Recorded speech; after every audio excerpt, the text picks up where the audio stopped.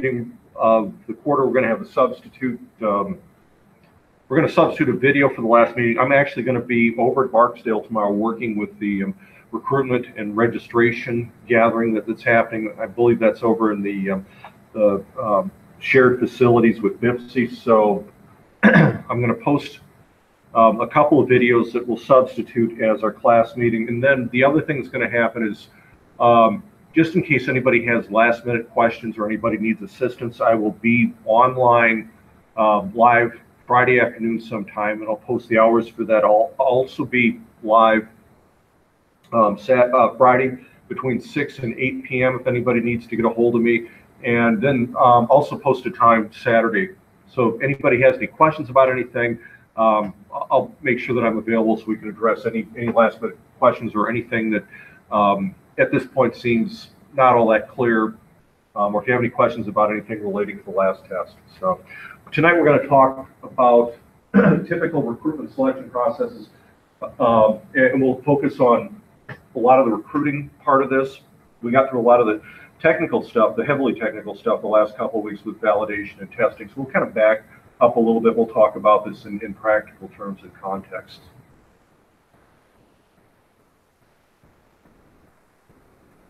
And I think most of these y'all are somewhat familiar with. Some of the recruitment methods, we could have formal and direct, or informal and indirect. I think a lot of times the informal and indirect are becoming maybe of a little bit more interest because, if you look at the labor market, it's kind of tightening, and we're a lot of times trying to recruit those people to get labeled as passive applicants, that is people that already have some kind of job, but they have the skills that you need for your organization. So you're trying to attract them to your organization. I'm guessing that the situation is going to get a little bit more interesting in the upcoming years.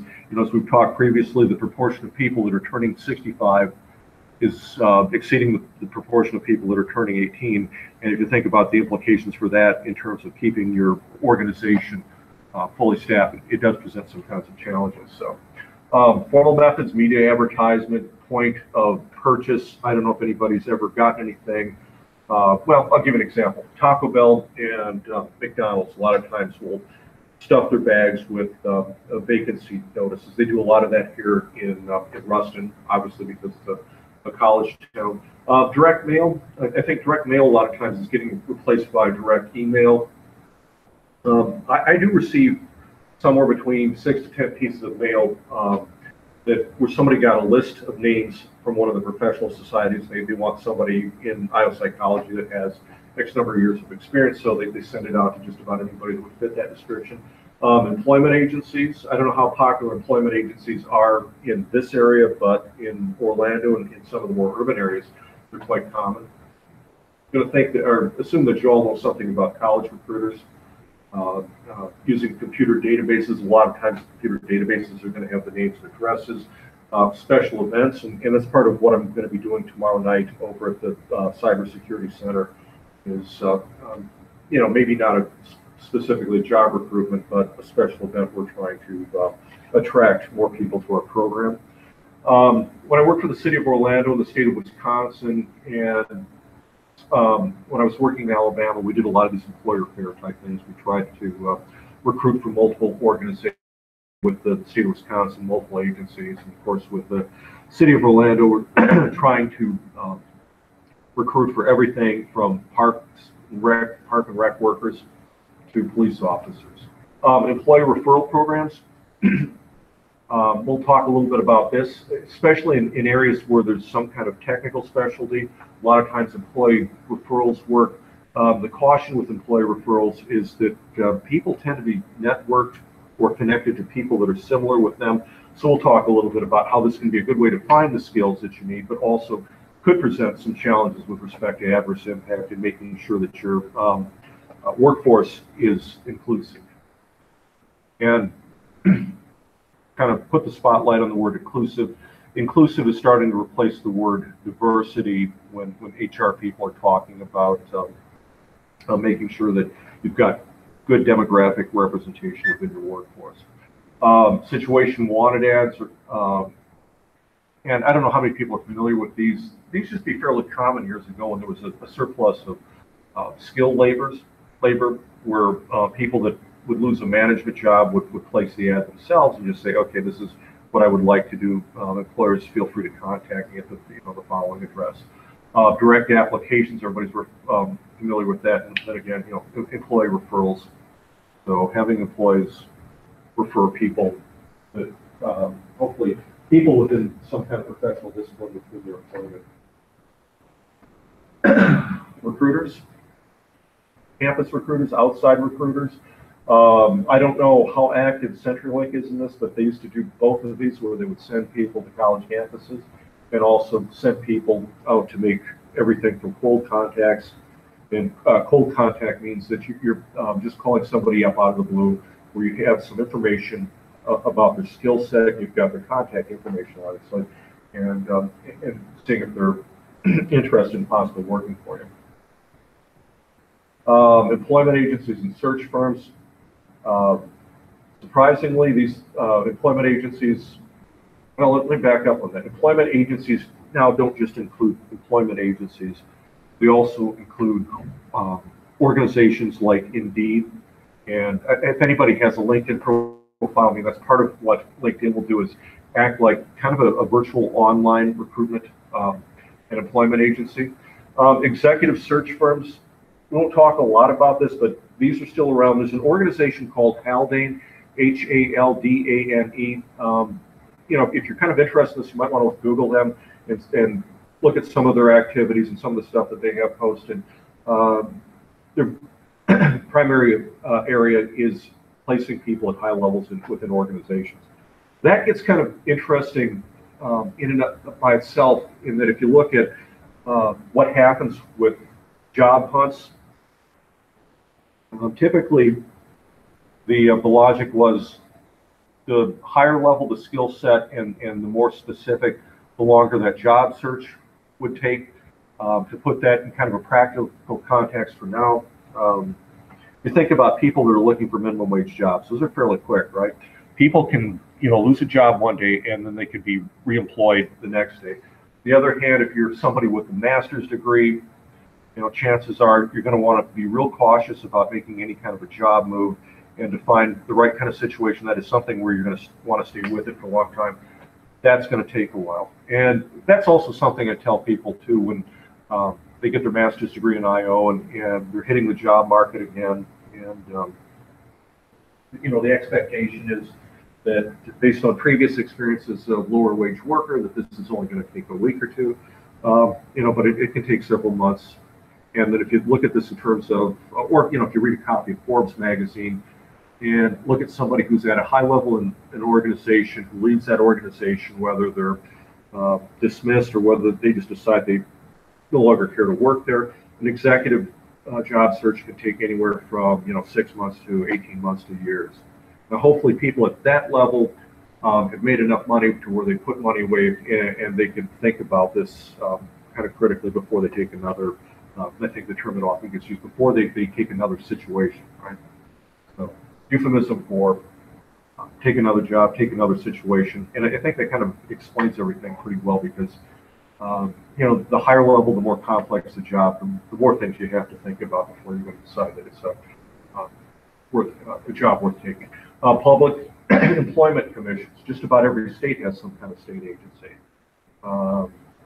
where employers will post vacancies and people will use that as kind of a primary contact for getting work. A lot of states that have some kind of unemployment compensation system will require people to register with these agencies to continue to receive the unemployment compensation. Having said that, these are good places often to place job vacancies because usually this type of agency is going to be free. Employee referral programs. Private sector, 48% of private sector employers are going to have these types of programs. 66 will use some kind of referral in some way. And the idea here is that you're going to have other employees refer people. Where I've seen this work pretty well has been within law enforcement.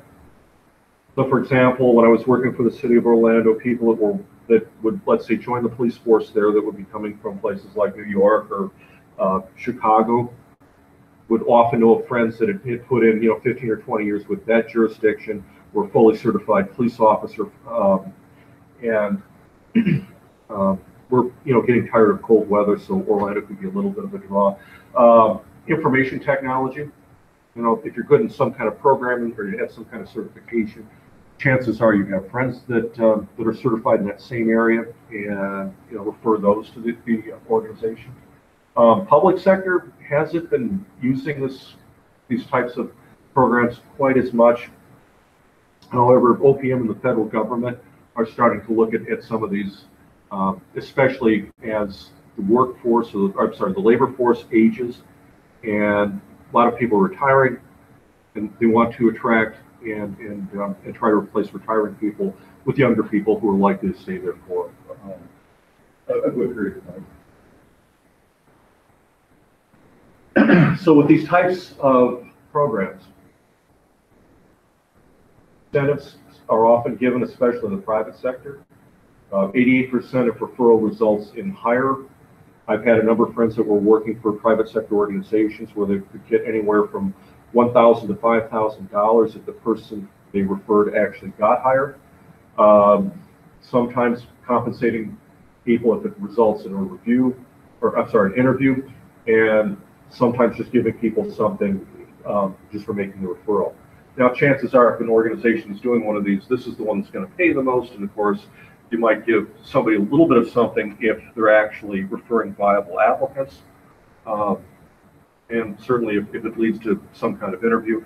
I mean, chances are by the time somebody has, let's say, the last step, employment interview, they've got like a 1 in 3 chance at least of getting the job. The types of incentives, a lot of financial incentives. That was what I was saying with this, that, I know people that get have gotten $1,000 to $5,000 for referring somebody where it resulted in a hire. But some of the other things, gift cards, gift certificates, trips, and other gifts. In actual practice, what I've seen with this is that kind of like if you're taking a survey, and sometimes an online survey of some kind, and then you get the little pop-up that says if you complete the survey, your name will be put into a drawing for a Walmart gift certificate or a Starbucks gift certificate or some kind of Visa cash card that has $1,000 on it or something like that. And yeah, surprisingly, stuff like that works well. Amount of incentive, generally speaking, when people have looked at this and studied this and surveyed organizations, it looks like this. Now, the examples I had with the people I was talking about, one of those examples was with an engineering firm, and there was also another incentive too that was added to that, where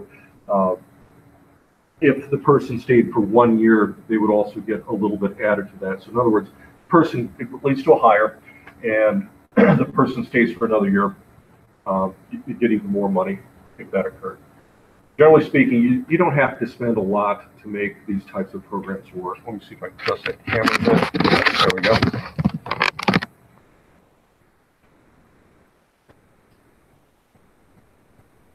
But here's what I was saying.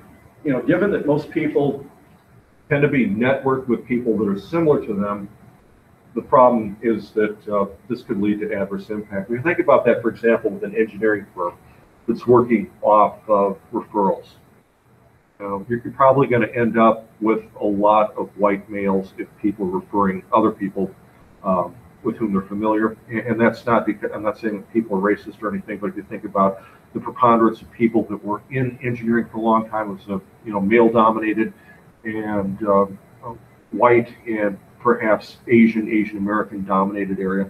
And of course, we're trying to change that with the STEM programs now, but cautious with it being with these programs that this could happen. Another example is let's say you were having people refer other registered nurses. You could end up with something where it really isn't a diverse workforce because it would be largely female.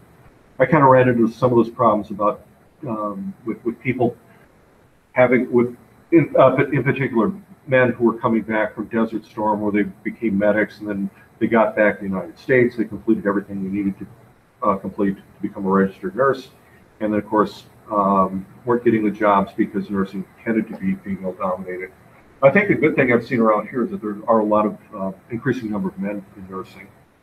And then other side of that too is I'm seeing more female doctors. So, you know, hopefully a lot of the things that we've had to deal with from 1964 on kind of adjust themselves.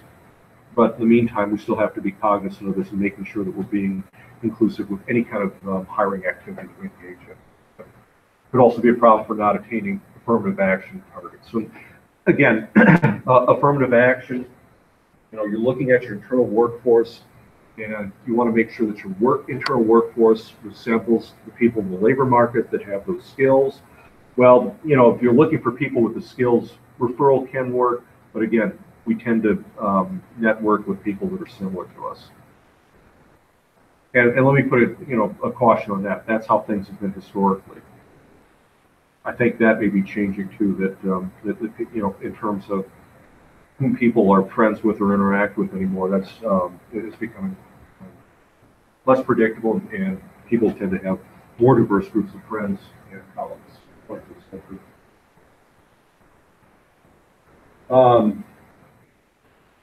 Direct mailing and recruiting, email. I think that's a lot of what I see.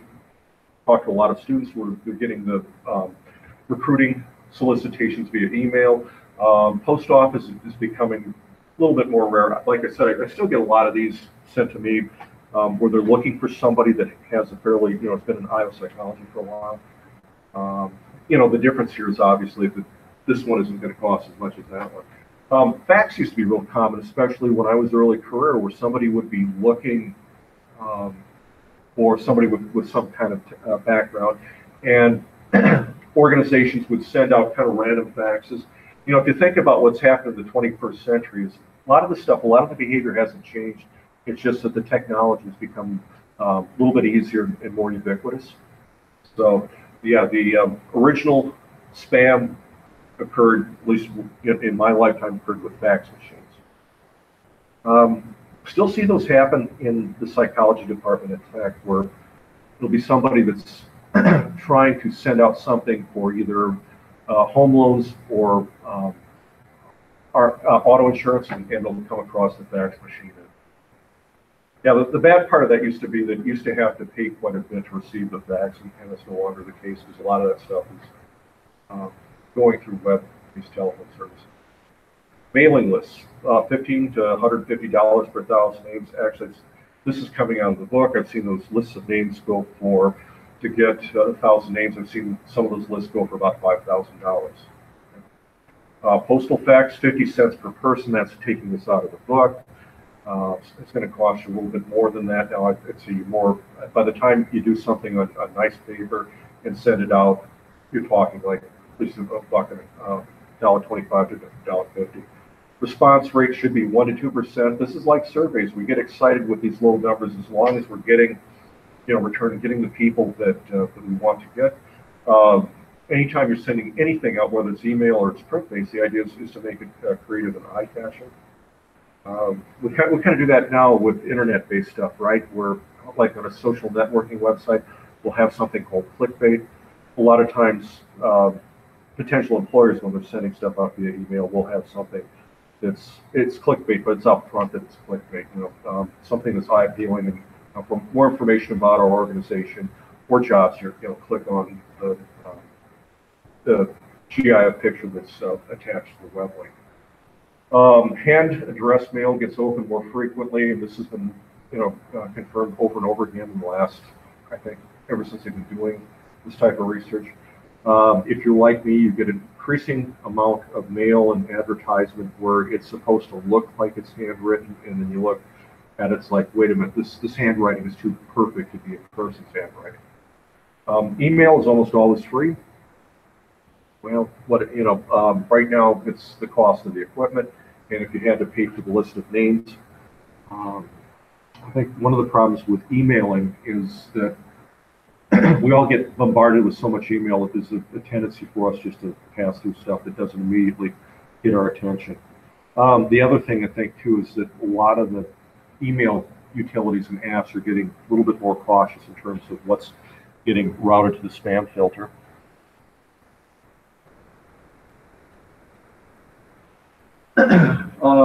Internet recruiting. Actually, this is how I've gotten my last 3 jobs, was through internet recruiting. 81% of resumes were received electronically. That's how I got my job at Tech. That's how I got my job at the city of Orlando. That's how I got my job at University of Wisconsin, Platteville years ago. Some kind of website where the application process or the start of the application process was online. With a lot of the recruiting I've done in the last 15, 20 years, a lot of that was electronic too. We could also have employer-based websites. Employer-based websites 15, 20 years ago were the primary method for finding jobs. In other words, somebody was looking for work.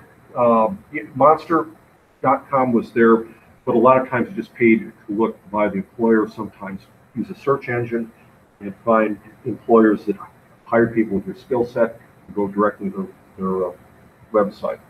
I think one of the things that's made the application process and job hunting a whole lot easier are some of these other websites. Indeed.com has become probably the biggest of these. What Indeed does is it pulls together stuff that's posted on other websites.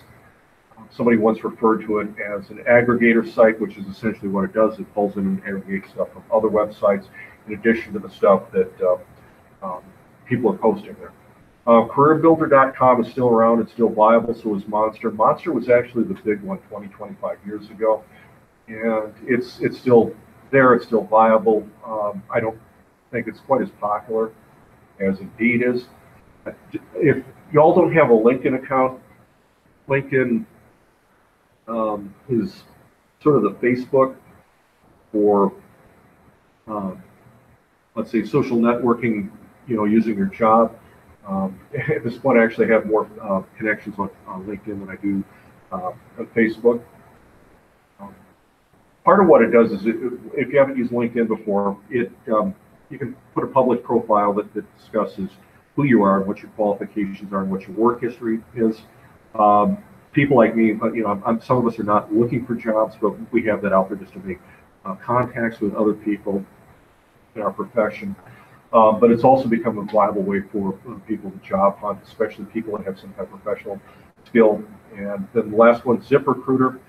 ZipRecruiter is starting to make inroads into this by doing some pre-screening of people, and is actually, I'd say the advantage of that is by the time they refer people to you as the employer, they pre-screen to make sure that people have the basics of what you need. Actually, Indeed is also getting into that business too. I have a former graduate student, Jose Valadez, who's working for them over in the Denver area, and working on some of their pre-screening stuff.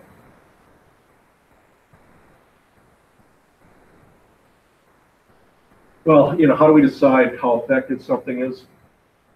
One of the big things we take a look at is how long does it take us to fill that job, with the idea that if we have a vacancy, what do we want? We want that job filled instantly with the perfect person.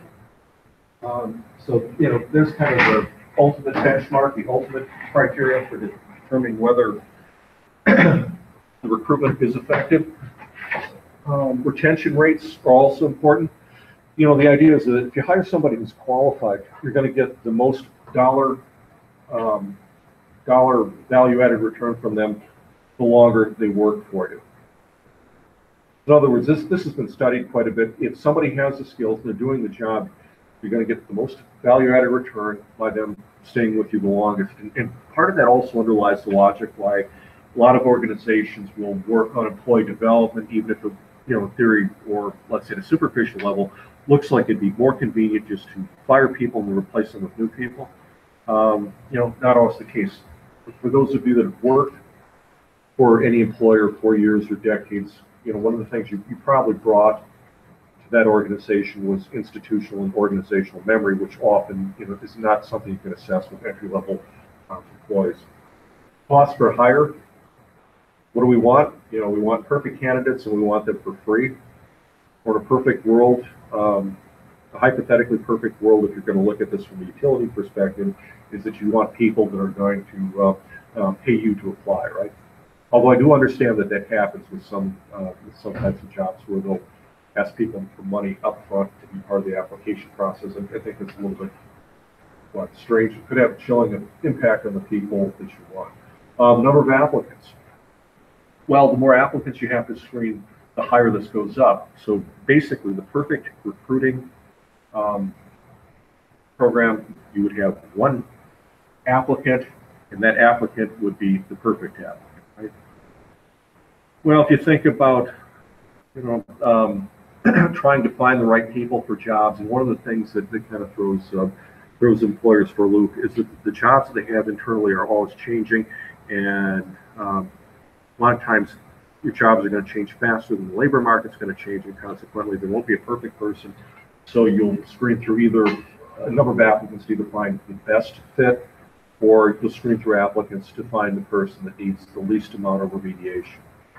Now, kind of where things might go as the number of people who turn 65 exceed the number of people that turn 18 is there could be a lot of recruitment hiring where it's not going to be the best fit, it's going to be the person that needs the least amount of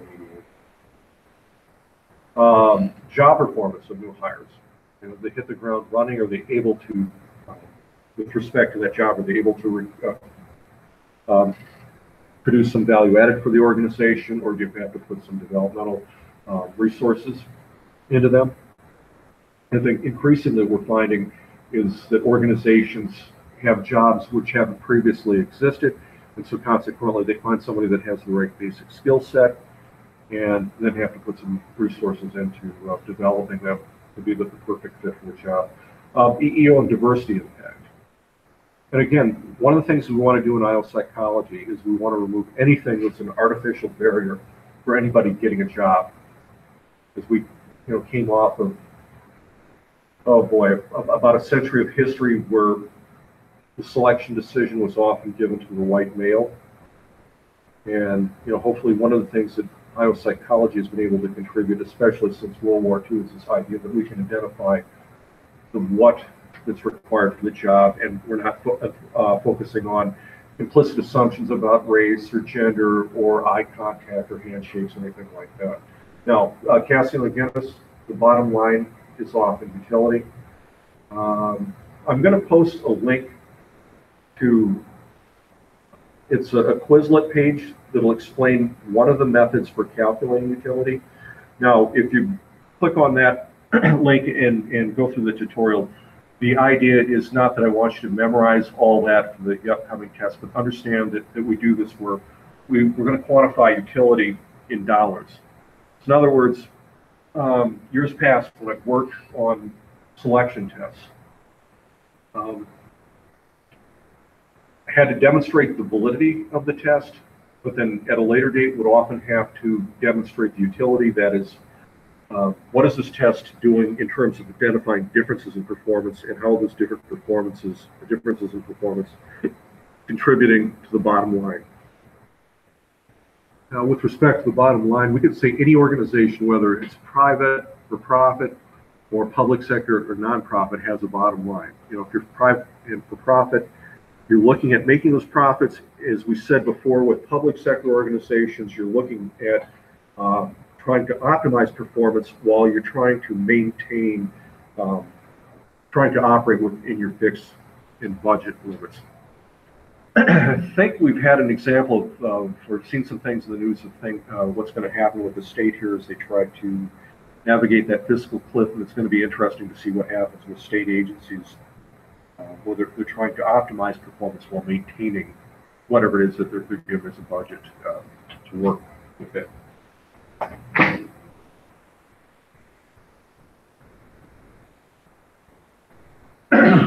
Why recruitment sources should differ. Informal sources could provide realistic job previews. Now, Part of what happens with a realistic job preview is that people have an understanding of what happens in that organization and what they're expected to do. And consequently, if there's something that people would find unpleasant or find unfulfilling or unsatisfying, you're going to drive them off right away because they're going to be aware of what happens in that organization. Some organizations actually will do a full-blown realistic job review. In other words, what they might do is they might invite candidates in to hang out for a day or for a couple of weeks and see what happens within that organization. And then at the end of that period, see if people are still interested in working for that organization. Now, again, part of what that's supposed to do is set people up with realistic expectations about that employer so that long run it should decrease turnover. Different sources reach different types of people. Yeah, you think about that in terms of, let's say, some kind of demographic issue. There would be different sources that you might have to use to reach people 18 to 24 versus, people that are 40 and above. And likewise, sometimes you have to look at sources that are going to not only look for that particular skill set, but are going to look within demographic groups. So, for example, if you're going to hire engineers, you want to make sure that you're being inclusive and trying to bring everybody in. There's a society for women engineers, also a society for African American engineers. Actually, we have a chapter on this campus that's fairly active, I think, of both of those organizations. Likewise, when I used to get involved with police and fire recruiting, I would look for organizations that included EEO protected groups to make sure that we got the word out to as many people as possible. Now, digress a little bit on that. When you're working for the city of Orlando, Orlando is a very diverse city in more ways than we typically see around here. And part of maintaining the credibility of any public sector organization is that not only do people, when they contact the city, they see the people that have the skills, but they also see something that looks like that's representative of the population. Similarity of employee and person referred. And again, with the referral system, the caution I could throw up there is that people tend to be networked with other people that are similar to them. I can't say that in my case. I think one of the things that would maybe throw a caveat in there is that I'm probably networked with more female IO psychologists. IO psychology is like HR is more female dominated now than male dominated.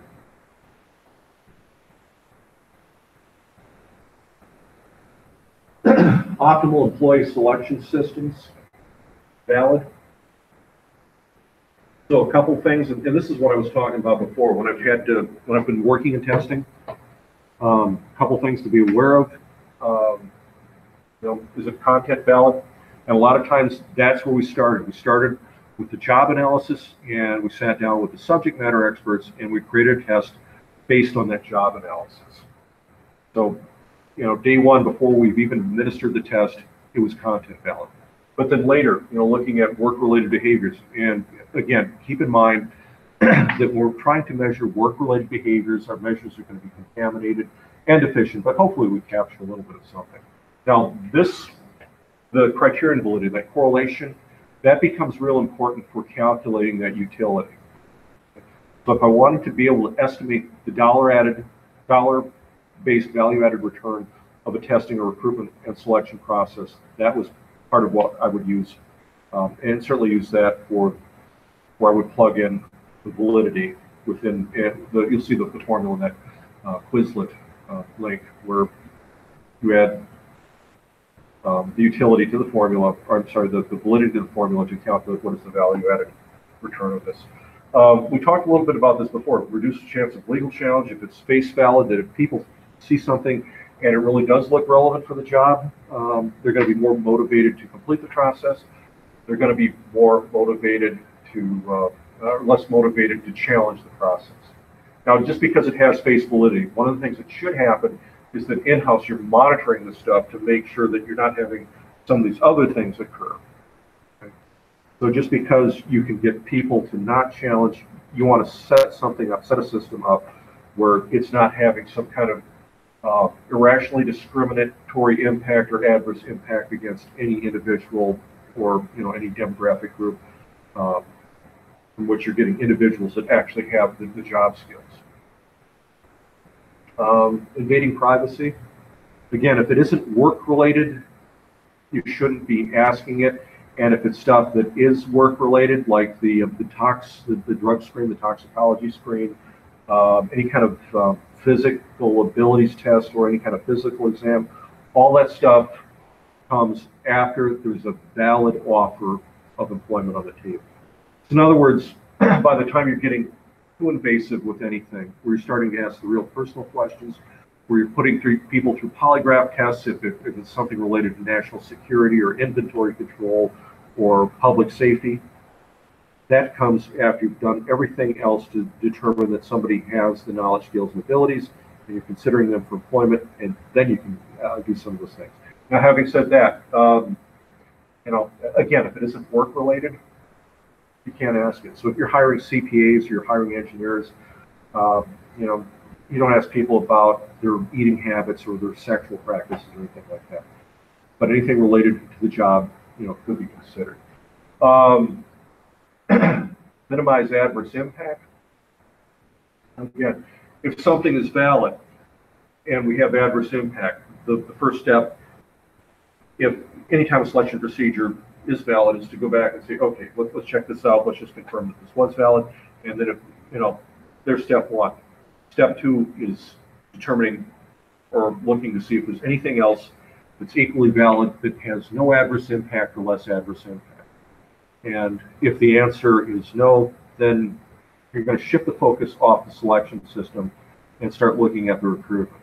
And I've seen a lot of situations where we had adverse impact, or where we stepped into a situation where the employer had adverse impact, and all he had to do was expand the recruitment, and the adverse impact went away. Cost effective. Cost to purchase, grade, cost to administer, cost to score. The perfect system is going to be one where it would generate a profit. I'm just kind of saying that sort of jokingly. The idea is we want to drive these costs down if we're going to try to return, get some kind of value-added return out of the people. Now, having said that, if you look at things like this, the idea is to find what's the optimal expense point to get the biggest value-added return for the amount of resources that are allocated, or use the metaphor, the biggest bang for the buck, which, just to kind of refresh your memory on that, I was told that was a Depression era reference when churches used to go out and purchase fireworks for their 4th of July picnics, and it was actually possible, I guess, back in the early 1930s to get enough fireworks for $1 to put on some kind of impressive display. It doesn't work that way anymore, does it?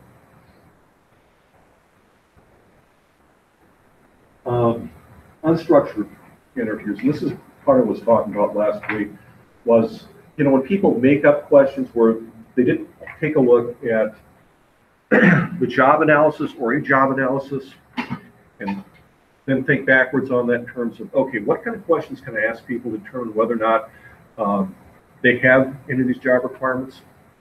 And the lack of reliability. Now, reliability both in terms of how candidates are likely to be assessed, and also in terms of what people are asked. Okay? And then the other problem with this, the human instrumentation part of this. People are going to vary in terms of energy level and affect over the course of the day. You can think about how that plays out in an interview situation. If you're speaking to the second person of the day after the coffee is kicked in, that could be a different interview than the person that shows up for an interview at 4 in the evening or 4 in the afternoon. Legally problematic. So in other words, unstructured interviews, if they're producing adverse impact, that can be kind of problematic. In other words, you could have a test that doesn't produce adverse impact, but if the final hire is producing adverse impact, there's a case called Connecticut versus Teal, where the case law states that all parts of the selection process can be examined for adverse impact. So unstructured interviews, not usually job related, rely on intuition, amateur psychologist, talk show, impress people, or the manager or the hiring supervisor that has some kind of implicit special theory in terms of what makes people tick, or has some kind of intuitive believes they have some kind of intuitive way of looking at somebody and instantly assessing whether or not they're going to be able to perform some kind of job.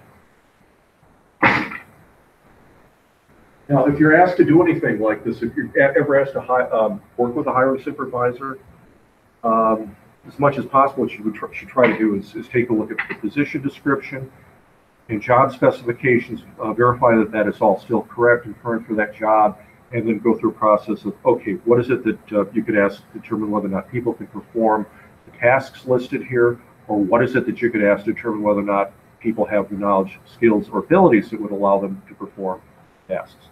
And then, as we previously discussed, if you're looking for something that involves experience, you can use those behavioral questions. And behavioral questions are typically those that start with, tell me about a time when you had to do the following. Situational questions, good for people that maybe haven't had previous experience, certainly with entry-level workers. Present them with a situation and say, okay, in this situation, or this just happened with employees, or this problem occurred. Tell me how you would resolve that.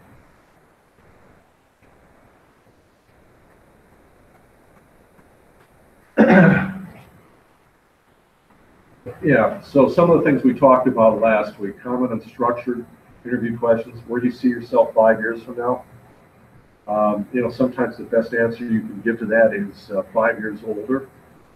What are your greatest strengths or what are your greatest weaknesses? If you're going to make that let's say, usable in some kind of employment interview, the idea is to ask about things that are specific to the job. In other words, what are some areas that would make somebody a strong candidate, and ask them to expand on their training, their experience, their background, or hit them with a situational question that addresses whether or not they possess that thing that you might consider strength for the job. Weaknesses, same thing. What subject did you enjoy most in college? Bad question, right? Part of this is some of the stuff that may have gotten you that degree that's the most useful may not have been the most enjoyable. Why should I hire you, or why should I hire you instead of some of our other candidates?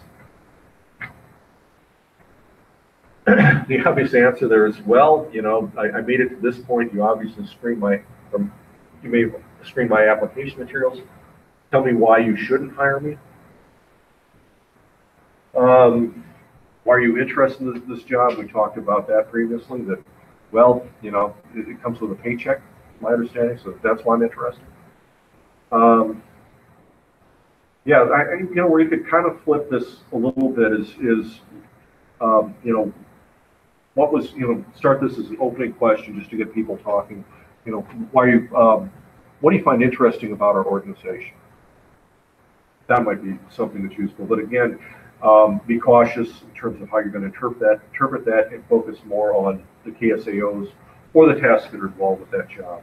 And try to ask questions that get at whether people can perform this task to possess the skills that they. Structured interviews, again, what should happen with a structured interview is that you're creating something that's basically a verbally administered essay test. Okay. So tell me about a time when you had to work with a particularly difficult client. And give me some details. Tell me the process used. Tell me what the outcome was, and tell me what you learned from that experience. Okay. Now, again, with whatever they answer, what should happen is that you have the job analysis, you sat down with subject matter experts, and you look for things that you could say, okay, this is a superior answer, this is an acceptable answer, and here's some examples of unacceptable answers. And part of the idea is that this is going to be reliable, that you're going to ask everybody the same questions in the same way, and you're going to interpret their responses in the same way. Now, valid, again, basing this on job analysis and working with a subject matter expert.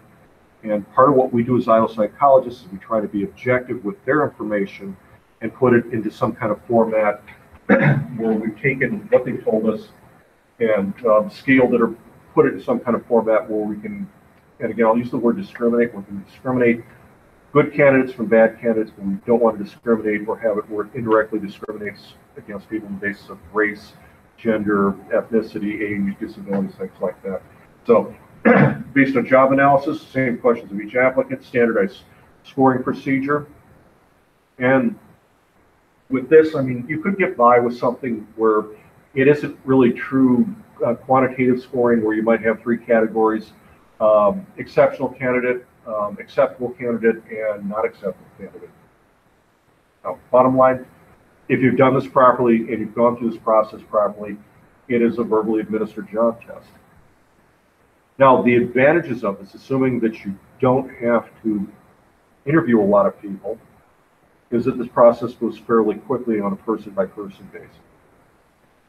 If you had a situation where you've got, and I think the example I might have offered previously was the Orlando Fire Department. We had 200 jobs. We had about 12,000 people apply with the initial application. We sent in, after we screened their stuff, we sent invitations out to 8,000 people to set for 2 testing sessions. We actually had about 6,000 people, 3,000 sessions show up, go through that to try to weed it down to about 500 people that went through this type of, went through a structural interview process. The other thing that's kind of good about structural interviews is that you think about like a pencil and paper test. You don't always have a lot of latitude to answer, especially if it's a multiple choice test. But if it was something like this where the candidate gives you kind of an answer, it's like, okay, can I get some more detail on that? You can get that detail. So you can probe for things. You can also ascertain whether or not the candidate understands what it is that you're asking. So, structured interview goals. Understand the applicant. Clarify and confirm resume or vita information. Sometimes using this as sort of a quality check, as we talked last week. Part of what happens with resumes is they tend to get inflated. The text talks about this like it's some kind of moral dilemma or ethical issue.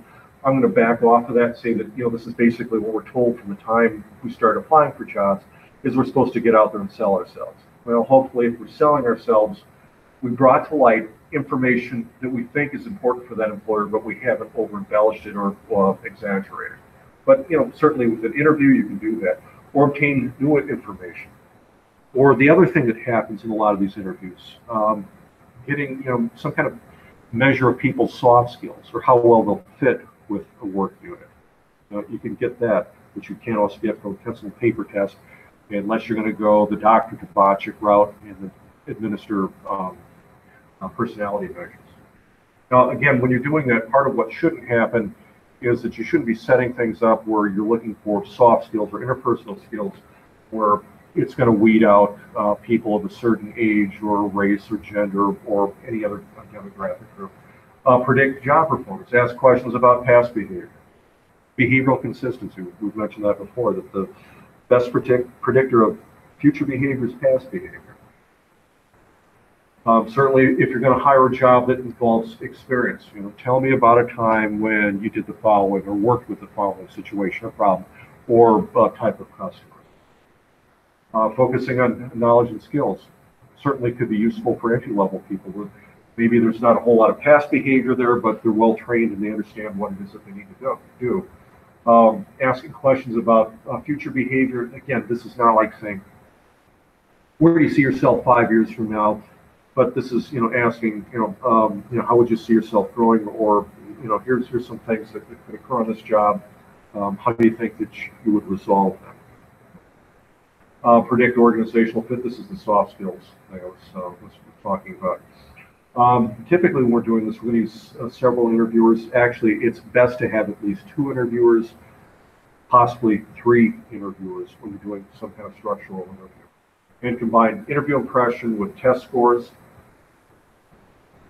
So, you know, they seem like they had the wherewithal, the knowledge, skills, and abilities, the ability to engage in those tasks, and over and above that, in terms of how they would work with people, whether they're going to be customer-facing or working alone or whatever. This final step, selling the organization to the applicant. In other words, if there's things that they don't know about that organization, put it out there.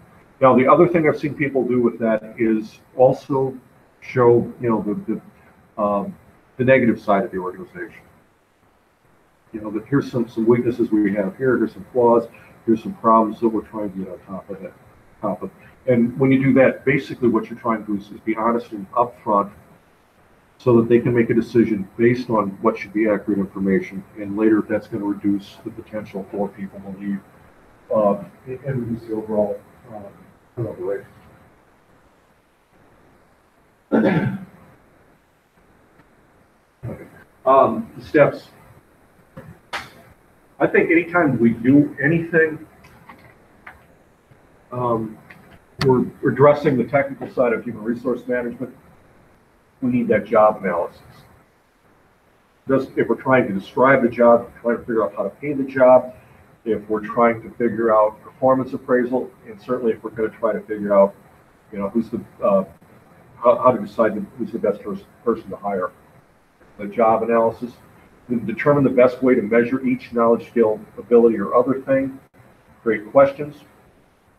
Okay. In other words, what can we ask to determine whether or not people have those things? And you know, part of what's going to happen with this too is that you're not always going to be able to screen up front for all the knowledge, skills, and abilities. And so you're going to have to figure out what's important and what's actually going to be obtainable. Now, I'll give you an example of that. I want to see somebody's interpersonal skills.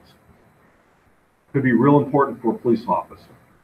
Well, I'm going to have, and the way it used to work when I was working in Alabama or Wisconsin or Florida, is that we would have these testing centers.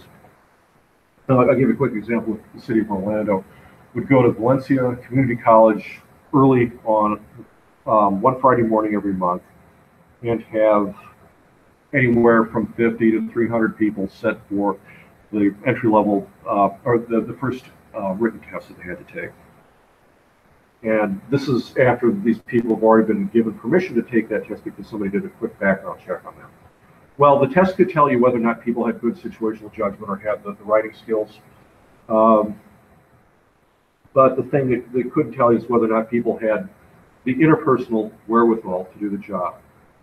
And there isn't, be clear on that, there's not a specific right way to be a police officer. You could be an introvert or an extrovert. You know, it comes down to, do you know what to do in these types of interpersonal situations, especially when you're dealing with a confrontational individual. So that would be something where the test would measure the basic things like situational judgment and writing ability and some of the basic knowledge areas. And then later, the structured oral interview would get at whether or not people were able to deal with hostile or confrontational others. And the other thing that they got from that interview indirectly was they got an example of the person's verbal ability and interpersonal skills. And again, you know, if you set for those kinds of assessments, it isn't necessarily best to be an extrovert or an introvert, but you know, what is it that you can do to try to communicate within that situation? So, you know, you're back on track with this construct questions, determine rating anchors for each question. So in other words, when people respond, you've also gone through a process to say that, okay, if they respond with this is going to be a superior answer. If they respond with something else, it's going to be an acceptable answer. And if they respond with, you know, come up with some categories of things that are unacceptable. And then determining 2 or more panel members for the interview panel. And the idea is that we're going to look at human beings as introducing part of the deficiency or the contamination here. What should happen is if you have 2 or more people, that if you have a saw, it's that deficiency or that contamination. Perfect situation, I should say a perfect situation, optimal situation usually involves 3 panel members. But obviously, you know, the more people, the more it's going to cost. So, you know, rock and a hard place. Do we get better measurement or do we stay within budgetary limitations?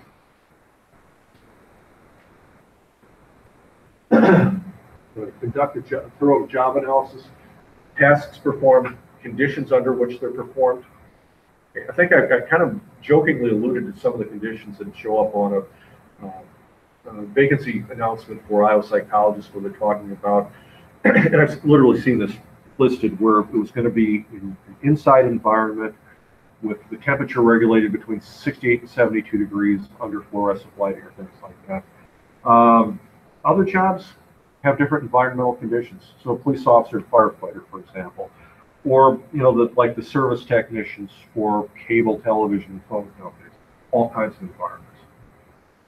Do people have to lift anything? Do they have to sit for extended periods of time? All those things could be important. Knowledge, skills, and abilities and other characteristics to perform the tasks when they're needed. And this is going to be important here, before hire or after hire. So if I say it's before hire, I can use that as part of the selection criteria. If I say it's after hire, that people are going to learn that on the job or they're going to be trained, it's not going to be rational to use that as part of the minimum selection process. However, what I could do with some of that is if I can make some kind of business necessity case that it's going to be cheaper to have people that already have the training versus hiring people who just have the basic KSAOs, and it's not going to have adverse impact, that could happen, or that could be used as a ranking factor. But you can't say somebody's disqualified because they don't have something that they're actually going to learn after hire. Now, critical instance of poor and excellent performance. You're going to need this to be able to scale the responses to the questions. In other words, you hit somebody with a situational question, ask them what they would do, and you'd have these subject matter experts could provide you with real examples of what constituted exceptional performance, typical performance, unacceptable performance, or any points in between. So that should allow you to have what's going to be essentially a scoring key for that structural overview.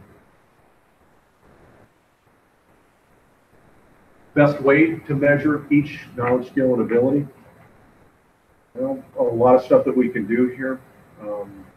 Interview questions, psychological tests.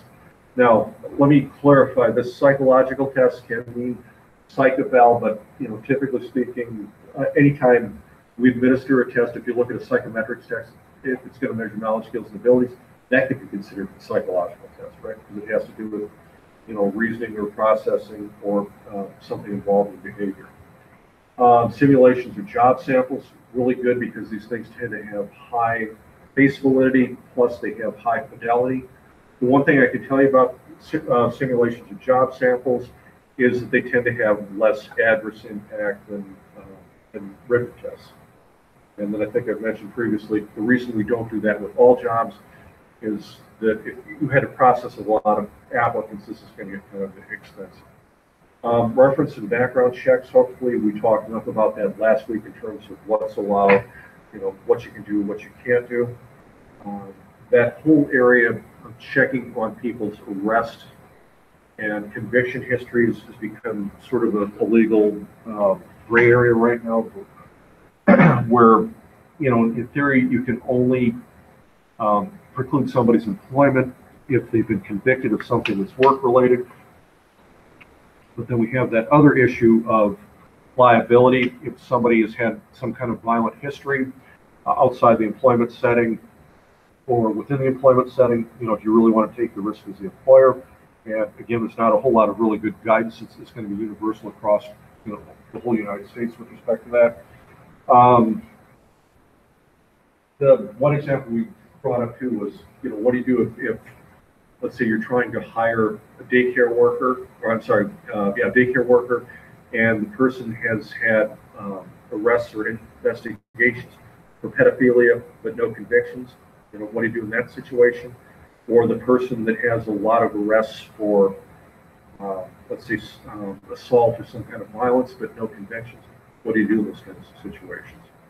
I think what I've seen a lot of employers do is just documenting that and then saying, they didn't want to take the liability risk on that person, even though the person might not necessarily be guilty. The other thing I could tell you about that too is if you think about where law enforcement operates the most, you're going to have more law enforcement present in urban settings versus rural settings. So just by the basis of random probability, somebody's more likely to get arrested in an urban setting than in a rural setting. There's something you have to be careful too with respect to reviewing some of the background information. Training and experience ratings. And, one of the things you can do with kind of spinning off that biodata theme is if there's certain experiences, work-related experience, certain types of training or education people have, and that's somehow tied to that job or related to that job, you can use some of what people report having as being part of the selection criteria. For the structural interviews, excuse me, this is what I was saying, previously, that one of the things that's nice about anything that's an interactive process is that we can clarify some of the stuff. So if something, wasn't real detail specific, or something that was presented in a resume was lacking a couple details, it wasn't quite clear, you can, interactive process, you can see whether or not it did or did not fit whatever the job qualifications are, or plug in missing information. Perhaps something you didn't even ask with the hiring process, or something that you just couldn't get by either administering written tests or looking at resumes and applications. Disqualifiers. In other words, asking specifics about past work experience, work history, and finding, okay, this person may not be the best fit for this job, or a little bit of a problem with respect to what this person reported doing in a similar work-related situation in the past. Behavioral description. So there's behavioral questions. Start with, tell me about a time when you worked with the following, did the following, and again, often based on tasks for the job for which you're trying to hire some people. Skill or knowledge focus. In other words, getting at some of the stuff that is important as identified through the job analysis and getting a little bit more detail on that. Situational questions. Again, situational questions are really good for entry-level people where you're not expecting a lot of experience. And organizational fit, or seeing whether or not people fit with the team. And again, part of what you're looking for may not be something where you're going to say, okay, we have this perfect personality profile that we know will fit the team or the work unit. A lot of times you don't even know that. Kind of what you might be looking for at this point is whether or not somebody has some kind of personality style that's going to be disruptive to the organization or the work unit. Or the other thing, with respect to realistic job reviews, giving them a real picture of what happens in that employer and that work situation, and allowing them to use that information to either accept or reject an offer. Again, a lot of times people that are doing recruitment and selection don't feel comfortable doing that, but I think most of the time what you're trying to do is you're trying to hire somebody with a fairly high, well-defined skill set. You're trying to retain them for a long period of time. To put it in plain English, it's better to scare people off up front than hire them and have them discover that whatever it was that you didn't disclose in the interview was something that caused them to decide that they no longer want to work for you.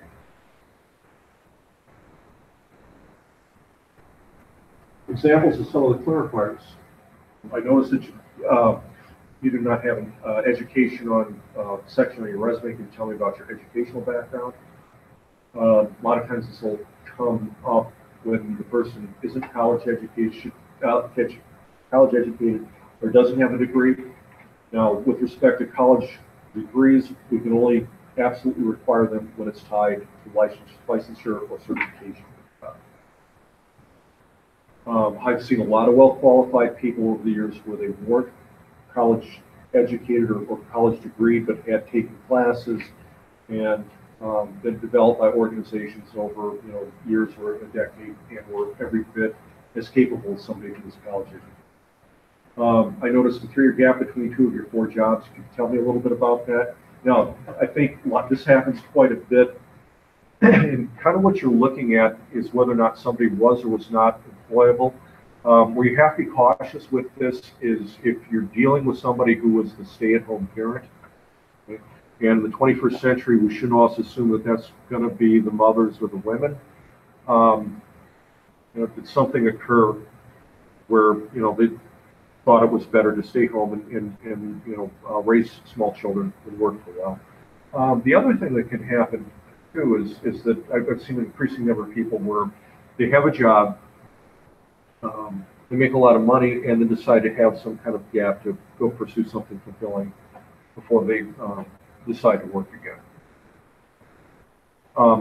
Some other things you have to be cautious with this too. Let's say the person had some kind of psychiatric disorder, or there was some kind of substance abuse problem that they brought under control. If that's what's revealed, keep in mind that's covered by the Americans with Disabilities Act, so you're not going to be able to use that to preclude them. And indeed, if somebody recovered from some kind of psychiatric disorder or some kind of alcohol or other drug abuse problem, chances are that might be somebody who is actually going to be a good hire. Okay, you were bench hand at AT&T. What is that if you don't understand what the job is? Why did you leave your job at McDonald's? Well, if this is a high school student, we're probably not going to ask it, or we might, especially if it's a short period of employment. Part of what you're trying to do sometimes with some of the clarifiers too, where you're looking at gaps or changes in employment, is trying to determine whether or not there's something occurring with this person where they just can't stay with the job, in which case you're going to think of it, or you could look at this in terms of, well, I don't want to do anything that's going to create additional turnover because it costs so much to staff a job, and then there's a bit of loss there when nobody's doing that job. On the other hand, the one thing I can tell you that's I've seen a lot of is people changing jobs rather frequently just because of that silver tsunami effect, that is the 65-year-olds and 18-year-olds, and just having more opportunities. Now, if you're running into somebody like that, you can make the judgment call whether or not your organization has whatever it takes to make that person stick around long enough to get some value out of it. Some disqualifiers. Can you work at least one weekend a month? Assuming that came out of the job analysis where it's important for people to work one weekend a month. Can you work overtime without notice? Important for some employers, but again, chances are with weekend work or last minute overtime, that was identified in the job analysis. So if somebody says they couldn't get the job because you have that on there, as long as it's on the job analysis and you can verify that, you should be okay. Do you have any felony convictions? And with felony convictions, again, I'd be real cautious with that as much as possible to look for convictions where there's some kind of linkage between the job and the conviction. So I gave you the example of one of my high school friends mooning on Wisconsin Avenue in Milwaukee one January night. That'd be one where, if he's applying for a job as a CPA, it was 10 years previous. Probably doing yourself a disservice by thinking that's still the same person. The other thing too is, again, going back to this idea that there's more law enforcement in urban areas than there are in rural areas. Ran into some situations with people who were screening for public safety jobs, where one case, I think there was actually a couple of cases, there were arrest records for stealing a car at age 16. And again, when you're checking that kind of background, in theory, those kinds of records should be what are called sealed records, but you can still find some of that if you're doing certain types of background checks. Should you consider that? And actually, let's say that arrest for auto theft had occurred at age 18, and the person is sitting in front of me at age 38 or 45 with a clean record. I don't, and I'm hiring them as either an accountant or an engineer or whatever. I don't think I'd be likely to consider that as being problematic. I think where it becomes a problem with some types of arrests is that a habitual behavior, or was that a one-time lapse in judgment? On the other hand, a one-time lapse in judgment, if it was, again, where it was something that was job-related. One of the examples that comes to mind was somebody wanted to work with children, and they had exposed themselves, 20 years previously to with the children present because they were drunk and had psychological issues. That might be kind of a throw up a red flag of caution and just say, okay. might be better to err on the side of caution and not hire this person. Would you be willing to work with patients that have AIDS or hepatitis B or C or whatever? And if somebody says no, well, they basically, and that's part of the job, you know, for example, with a clinic or I guess with a blood bank or with dialysis, they say no, that could be a disqualifier. You have a valid driver's license. Well, if driving is required for the job, that could be a disqualifier. On the other hand, if what you're looking at is whether or not the person can show up at the place of employment at 8 o'clock in the morning, you could ask the question, do you have the means to get here every day at 8 o'clock and show up to work on time?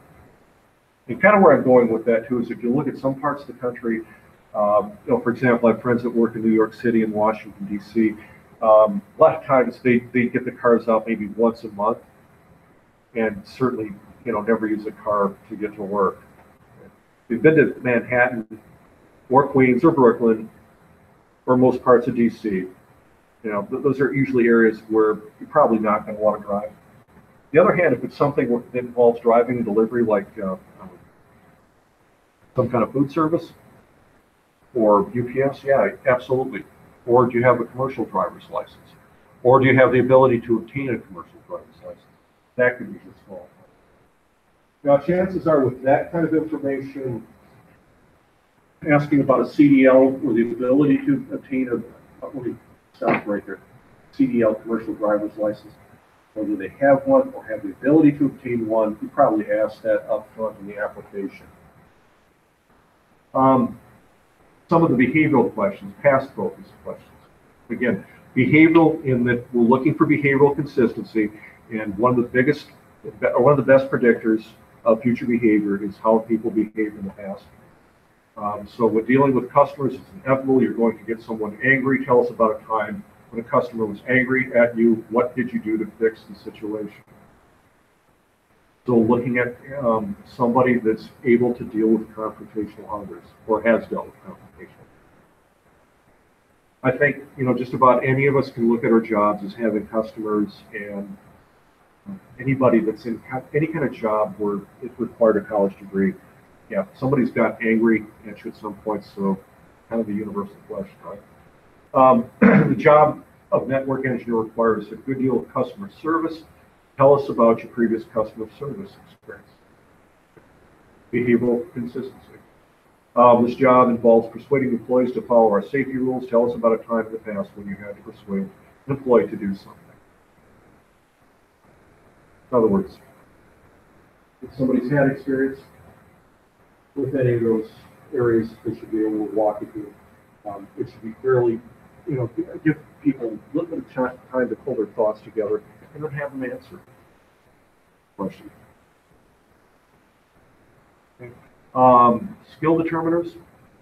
The customer brings you his checkbook and says, and again, we could call it situational questions too. Customer brings you his checkbook and says he cannot get it to balance. What is he probably doing wrong? How could you explain the error to him? And basic math and sitting down and working with people. A client call, and again, somebody wouldn't necessarily have to have the experience. Just you have the skills, you have the ability to resolve the situation. The client calls and tells you that she has 10 computers in a 30 by 100 foot room, and that she wants to network her computers. What questions you're going to ask? What parts would you need to compile to complete the task? So in other words, you know anything about computers, a 30 by 100 foot room, 10 computers, the potential there is, okay, we're first going to have somebody that knows about networking computers, and we'll have to see if they know anything about environmental controls, because 10 computers are going to generate a lot of heat. Several months after installing the network above, the client calls you and says that nothing will print on the printer. What could be going wrong? Yeah, so having, and again, you have somebody that's had some technical training, but maybe hasn't resolved the situation. And part of what you would look at, based on having some kind of job analysis, subject matter experts can tell you, okay, what are the most likely things that are happening here, and what is it that you focus on first? And hopefully that would be something where an entry-level person, again, that have that kind of technical training should be able to Future focused questions. Suppose you were scheduled to work on a Saturday, a friend calls on Thursday and says that you get to use a condo at the beach for free, but it has to be this weekend. What would you do? In other words, you're going to look at situational judgment here. And I think the first response a rational person would probably engage in is that, okay, not going to be able to join you at the condo. But there's other answers that work. For example, somebody might say, well, I'd see if somebody else could cover for me. That'd kind of be risky in a job interview situation. Imagine that a client told you that they would be there at 10, and it's now 10:30, and there's no way you will be finished with your current job until 11:30. You're now scheduled to meet with another client at 12, and then be at another job at 1:15. How would you handle the situation? In other words, does somebody have the skills that they need in this kind of a situation? Again, this is not assuming that they've ever been in the situation, but they have the skills that they need to be able to resolve that situation, come up with some kind of process to try to resolve what's happening. All right. Organizational fit questions. And again, you have to be kind of cautious with it. And as much as possible, if you can find stuff off the job analysis or stuff in the work unit where you can say, okay, this is what actually makes the most sense for organizational fit. Typically what happens in a lot of these situations is that there isn't going to be one person who's going to be a perfect fit with all this, so you try to find the person that's at that point the best fit, with the idea that if you look at what's happening here, a lot of these types of questions and things that people can change over time. So under what type of supervision do you work best? Is there a type of supervision under which you have trouble working?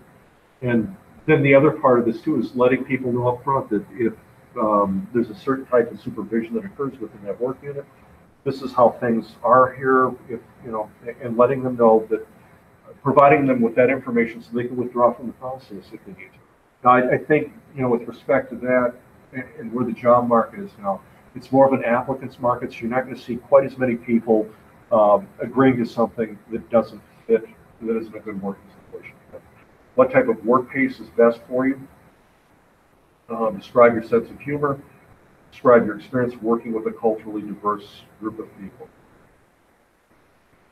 Well, and again, part of this, you're going to have to look at this kind of generic and be cautious with these types of questions. You don't want to do anything where it's going to create some kind of adverse impact, or where you're looking at something, or you're trying to require something that really isn't going to require for the job. Describing your experience working with a culturally diverse group of people.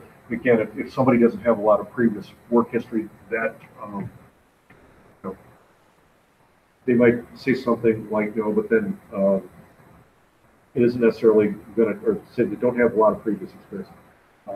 But that shouldn't necessarily mean they're not going to be able to work.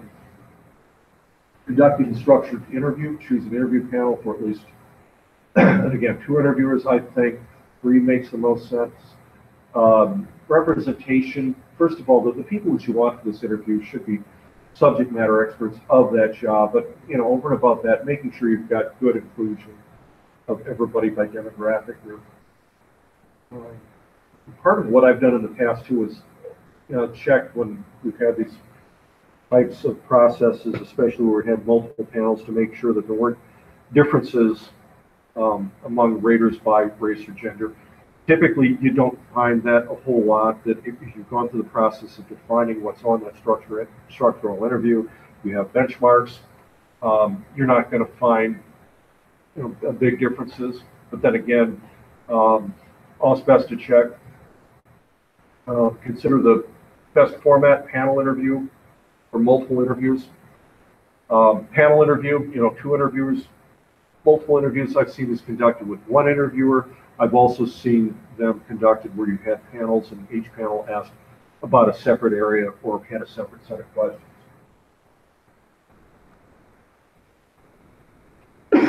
Interviewing people, Well, anytime we're going to have some kind of human communication, try to build rapport, try to put people at ease. I think the thing about interview situations, it's basically a high stakes test for the person sitting there.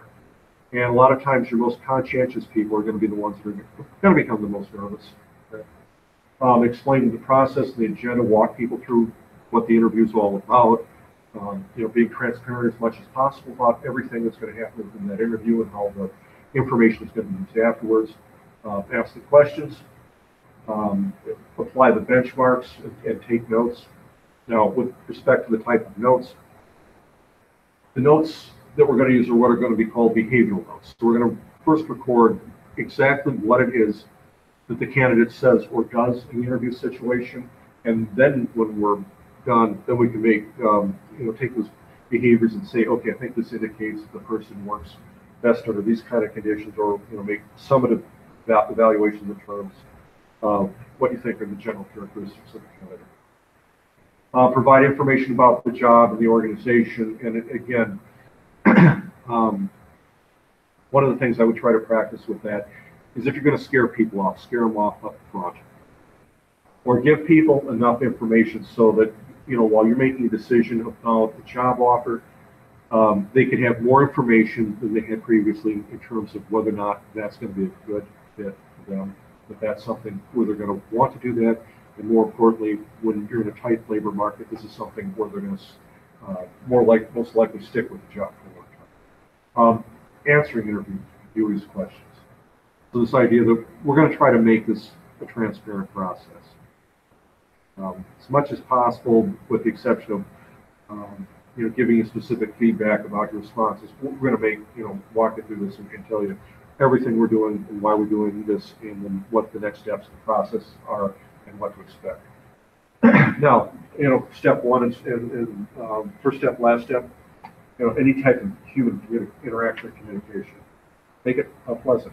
Now, part of this is that if you're going to do this right, that's going to be a positive experience for the candidate, even if they don't get the job.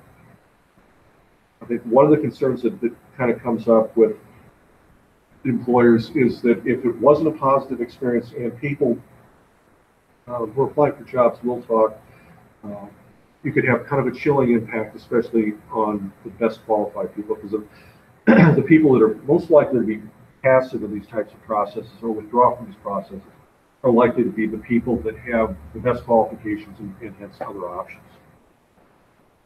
The other thing I could say about that too is just because it's the right thing to do. So, come full circle with this, questions you can ask, experience, work experience, transportation, and again, this idea of do they have some reliable way of getting to the workplace in the morning? Languages, especially if multiple languages are provided with the job report. And the other thing is, if let's say it was advantageous to hire somebody that had multiple languages, you can kind of factor that in. I think an increasing number of employers are looking for people that have Spanish-speaking skills.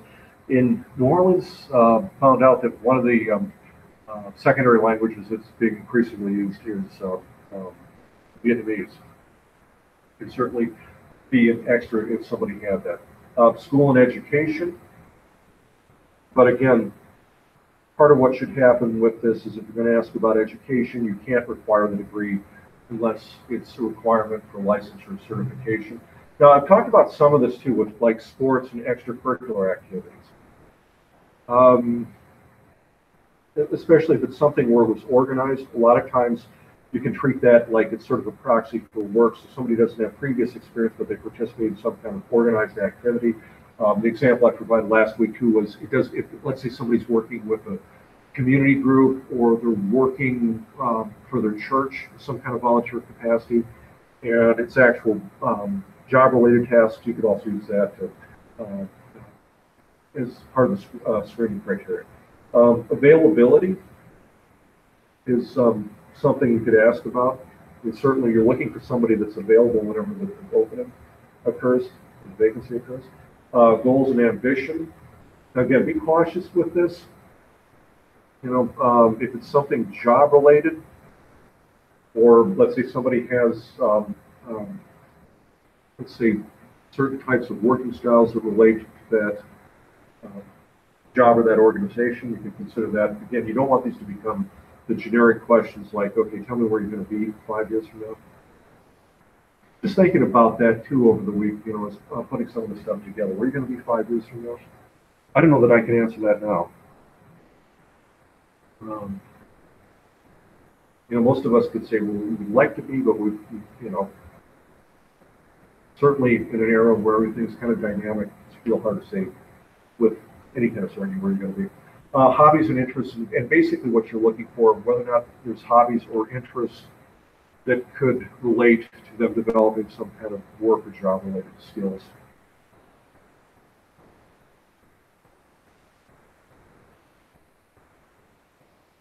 Okay, some of the things that can become legally actionable.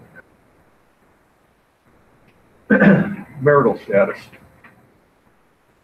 Historically, that was kind of used as a way of determining whether or not somebody was going to have children.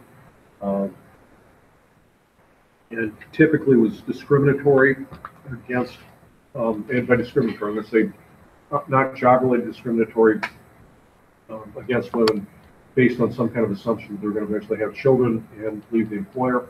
I think what we've kind of seen in the 21st century is that some of the patterns I've seen with professional jobs is couples tend to work that out and find some way of both of them maintaining their careers. Age, although specifically you could ask if somebody is under 40, you could discriminate against them.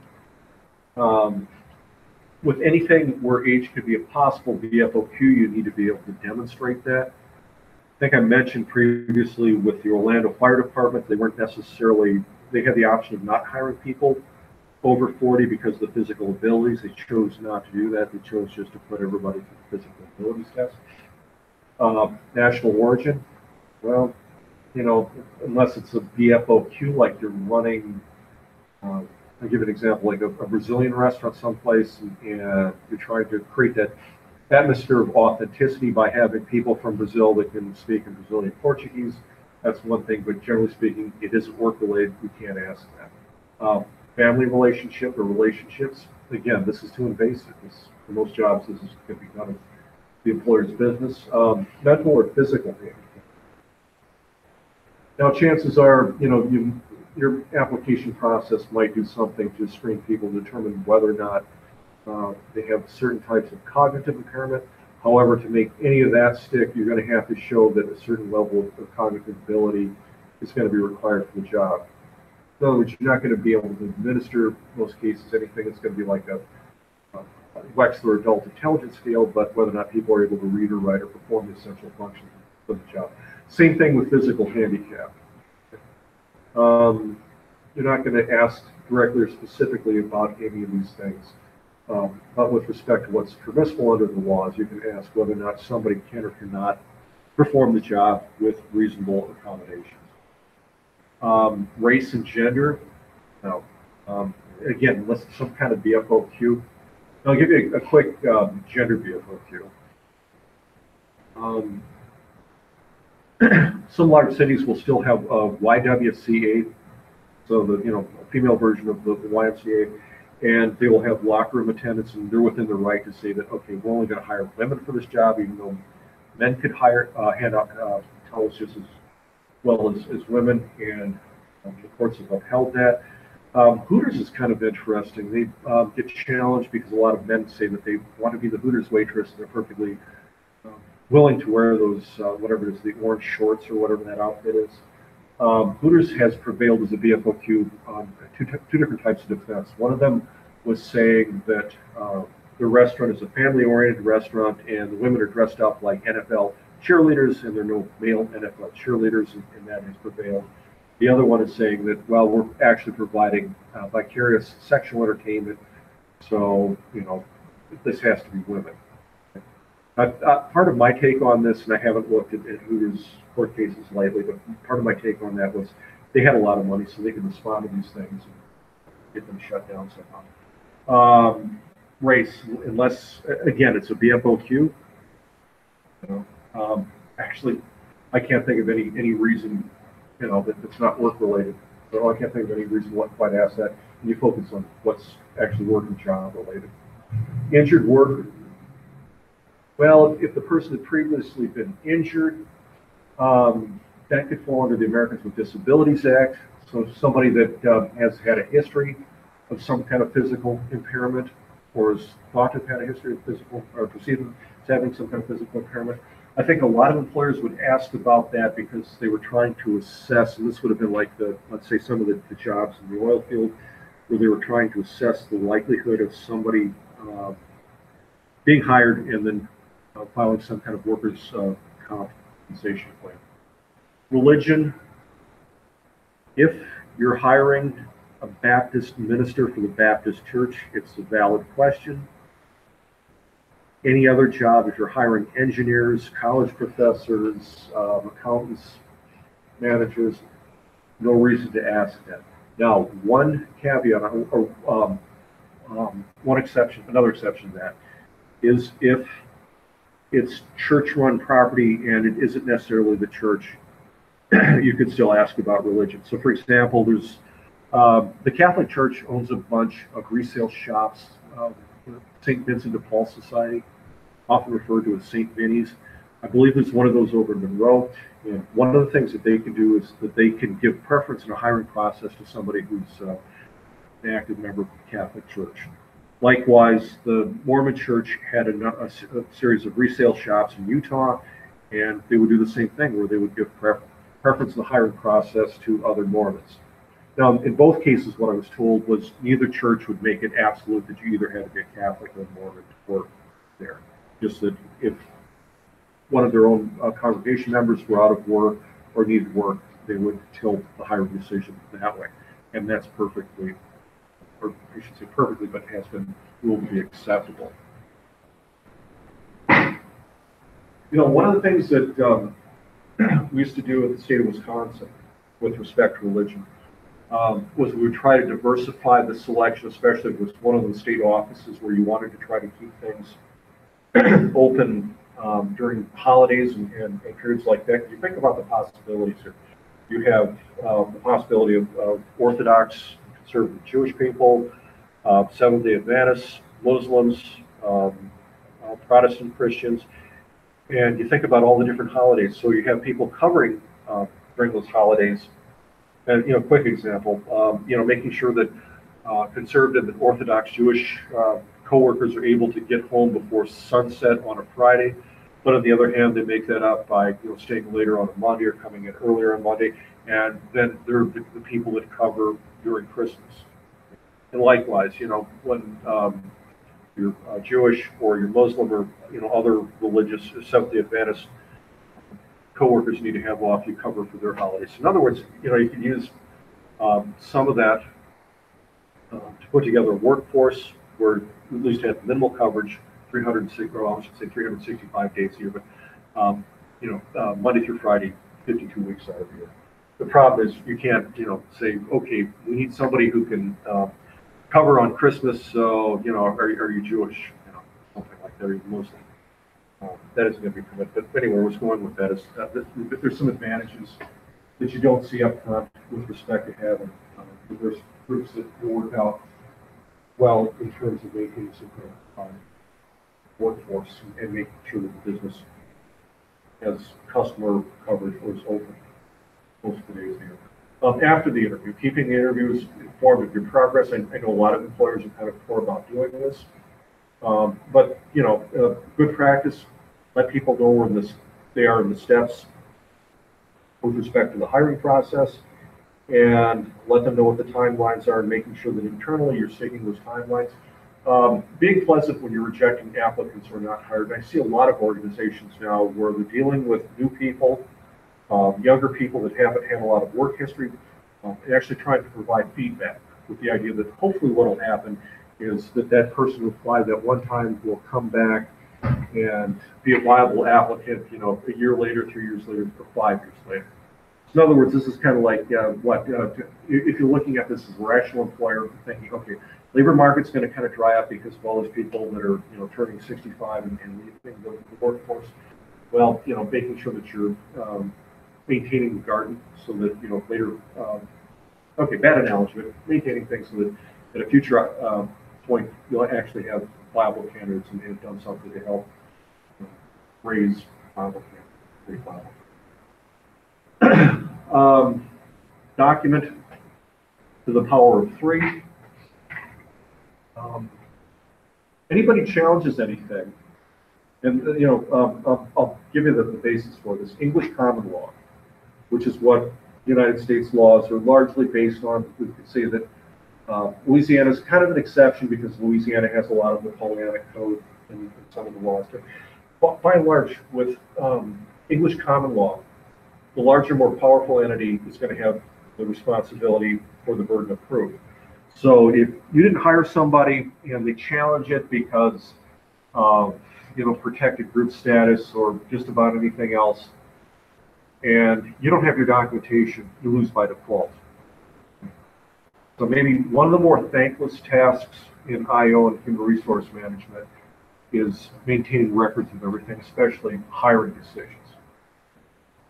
And part of what you're trying to do is establish a record that, in terms of what you did, you followed all good practices and legal standards in that hiring process. And with respect to what happened with each individual candidate, you've got some decent, you don't have to have everything recorded, but you have some decent records in terms of what happened in interview situations and why decisions were made with respect to the person being hired or not hired. So, any questions? And I realize this is kind of a one-way conversation. What I'm going to do is I'm going to put up a discussion post in Moodle, and you can post questions there. I'm going to be a little bit more attentive to the computer over the weekend and check in. And like I said, right now I'm tentatively going to find some time I'm going to block off some time Friday afternoon. I'll let you all know when that is, where I'll be online. I understand that a lot of you will be at jobs and can't communicate then. Then I'll be back online between 6 and 8 Friday night, and log into Moodle. I'll have enable one of the Moodle chat rooms or the electronic classrooms, so you should be able to see me there and just type in whatever questions you have.